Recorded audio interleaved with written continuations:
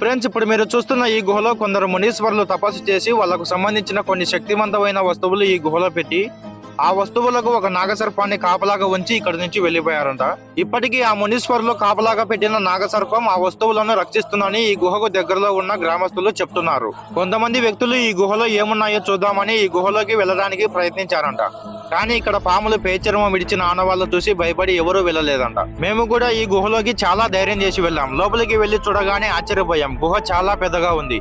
అక్కడక్కడ కొన్ని జంతువు ఆధారాలు ఎముకలు కనిపించాయి. ఈ గుహలో 1 కాదు 2 కాదు, ఏకంగా 100కు పైగా దారులున్నాయి.